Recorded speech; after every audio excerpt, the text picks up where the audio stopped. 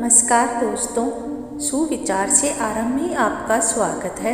दोस्तों, आज मैं आपके लिए पंचतंत्र से जुड़ी हुई 2 मोटिवेशनल कहानी लेकर के आई हूँ, जिस कहानी को सुनने से आप में हौसला आएगा तथा आपको इस कहानी से प्रेरणा भी मिलेगी।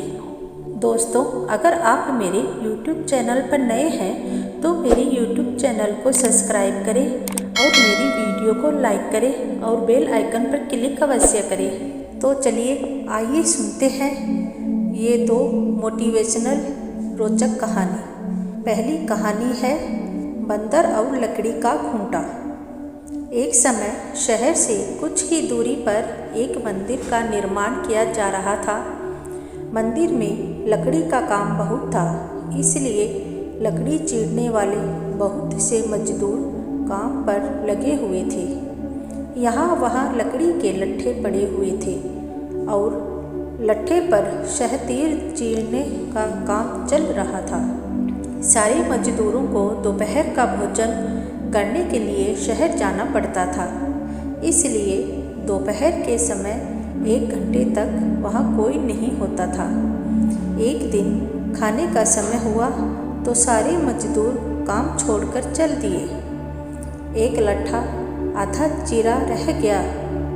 आधे चीरे लट्ठे में मजदूर लकड़ी का कीला फंसा कर चले गए। ऐसा करने से दोबारा आरी घुसाने में आसानी रहती है। तभी वहाँ बंदरों का एक दल उछलता कूदता आया।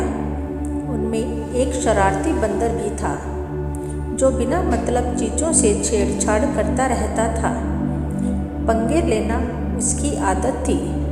बंदरों के सरदार ने सबको वहाँ पड़ी चीज़ों से छेड़छाड़ न करने का आदेश दिया। सारे बंदर पेड़ों की ओर चल दिए।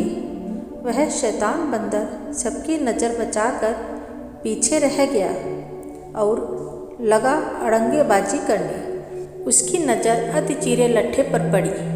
बस वह उसी पर पिल पड़ा और बीच में अड़ाए गए कीले को देखने लगा। फिर उसने पास पड़ी आरी को देखा। उसे उठाकर लकड़ी पर रगड़ने लगा। उससे किर किर की आवाज़ निकलने लगी तो उसने गुस्से से आरी पटक दी। उन बंदरों की भाषा में किर किर का अर्थ निखट्टू था। वह दोबारा लट्ठे के बीच फंसे कीले को देखने लगा। उसके दिमाग में कौतूहल होने लगा कि इस कीले को लट्ठे के बीच में से निकाल दिया जाए तो क्या होगा। अब वह कीले को पकड़कर उसे बाहर निकालने के लिए जोर आजमाइश करने लगा। लट्ठे के बीच फंसा हुआ कीला 2 पाटों के बीच बहुत मजबूती से जकड़ा गया होता है, क्योंकि लट्ठे के 2 पाट बहुत मजबूत स्प्रिंग वाले क्लिप की तरह उसे दबाए रहते हैं। बंदर खूब जोर लगाकर उसे हिलाने की कोशिश करने लगा। कीला जोर लगाने पर हिलने व खिसकने लगा तो बंदर अपनी शक्ति पर खुश हो गया। वह और जोर से खों खों करता कीला सरकाने लगा। इस धींगा मुश्ती के बीच बंदर की पूंछ 2 पाटों के बीच में आ गई थी। उसका उसे पता ही नहीं लगा।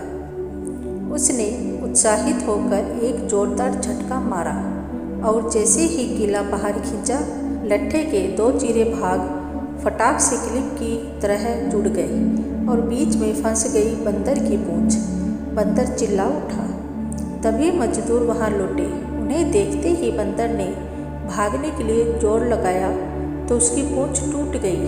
वह चीखता हुआ टूटी पूंछ लेकर भागा। तो दोस्तों, आइए अब सुनते हैं दूसरी कहानी, और इस कहानी का शीर्षक है मूर्ख साधु और ठग।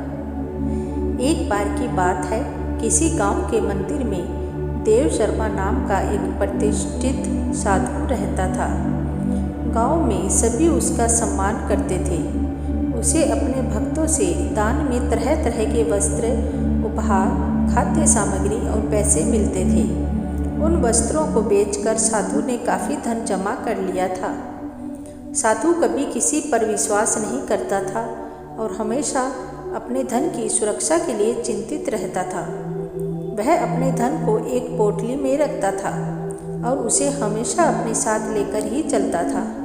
उसी गांव में एक ठग रहता था जो बहुत दिनों से उसकी निगाह साधु के धन पर थी।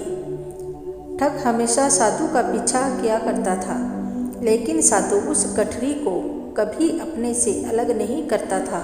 आखिर उस ठग ने एक छात्र का वेश धारण किया और उस साधु के पास गया। उसने साधु से मिन्नत की कि वह उसे अपना शिष्य बना ले, क्योंकि वह ज्ञान प्राप्त करना चाहता था। साधु तैयार हो गया और इस तरह से वह ठग साधु के साथ ही मंदिर में रहने लगा। ठग मंदिर की साफ सफाई से लेकर अन्य सारे काम करता था और ठग ने साधु की भी खूब सेवा की और जल्दी ही उसका विश्वास पात्र बन गया। एक दिन साधु को पास के गांव में एक अनुष्ठान के लिए आमंत्रित किया गया। साधु ने वह आमंत्रण स्वीकार किया और निश्चित दिन साधु अपने शिष्य के साथ अनुष्ठान में भाग लेने के लिए निकल पड़ा। रास्ते में एक नदी पड़ी और साधु ने स्नान करने की इच्छा व्यक्त की। उसने पैसों की गठरी को एक कंबल के भीतर रखा और उसे नदी के किनारे रख दिया। उसने ठग से सामान की रखवाली करने को कहा और खुद नहाने चला गया। ठग को तो कब से इसी पल का इंतजार था।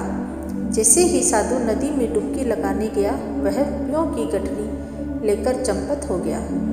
दोस्तों, इस कहानी से हमें यह शिक्षा मिलती है कि सिर्फ किसी अजनबी की चिकनी चुपड़ी बातों में आकर ही उस पर विश्वास नहीं करना चाहिए, क्योंकि कुछ लोग मुँह में राम बगल में छुरी रखते हैं और ऐसे लोगों की इस दुनिया में कोई कमी नहीं है। इसलिए ऐसे लोगों से हमेशा बचकर रहना चाहिए। दोस्तों, मेरी आशा है कि आपको पंचतंत्र से जुड़ी हुई ये कहानियाँ अच्छी लगी होगी। सुविचार से आरंभ से जुड़े रहने के लिए आपका धन्यवाद।